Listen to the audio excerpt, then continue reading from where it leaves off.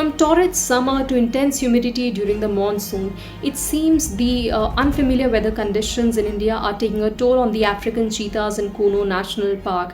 Just within a year of their reintroduction, 5 adult cheetahs and 3 cubs have already died. However, it was the death of 2 cheetahs last week that has now raised alarm. The government on Monday transferred Mr. J.S. Chauhan, Principal Chief Conservator of Forest Bhopal, who had been monitoring Project Cheetah at the state level. He was transferred with immediate effect, and 1988 batch IFS officer Mr. Asim Srivastava has now been appointed to take over that role. Now, if you remember, 2 cheetahs had died last week. Now, according to authorities, the first cheetah had died due to a violent interaction with other felines. However, it was the death of the second cheetah that was in fact controversial. Now, the National Tiger Conservation Authority continues to maintain that Project Cheetah is on track. All the mortality was expected, and all the cheetahs that died so far were in fact due to natural causes. However, this time the wildlife experts differ.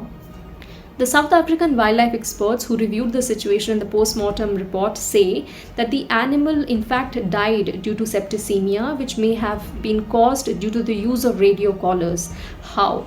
So they say that there was intense moisture in the region, and that moisture got trapped at the site where the animals wear these radio collars, which led to maceration of the skin.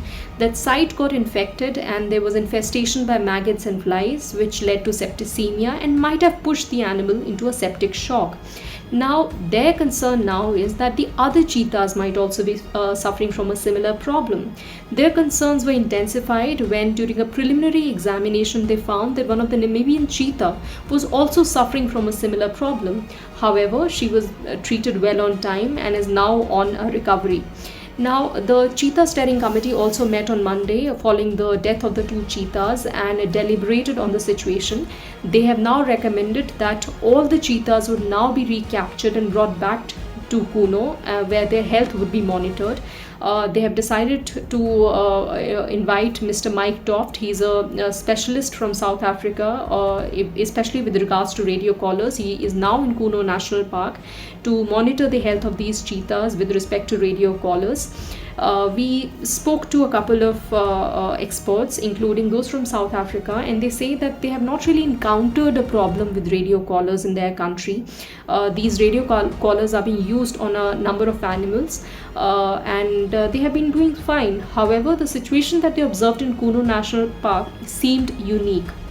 According to them, it may have been due to the incessant rainfall, which led to a spike in humidity in the region. But the big question now is, will these radio collars be removed? Experts say that this is a difficult answer, considering without the radio collars it will be difficult for the officials to track these cheetahs once they are released into the wild, which is very important in terms of monitoring the health of these cheetahs once they are in the wild. So with this, this is the update on Project Cheetah, India's grand wildlife experiment to revive the population of these animals in India. Just to remind you that cheetahs got extinct from India almost 70 years ago, and over the last year India has brought 20 cheetahs, 8 from Namibia and 12 from South Africa, in order to establish their meta population in Kuno National Park.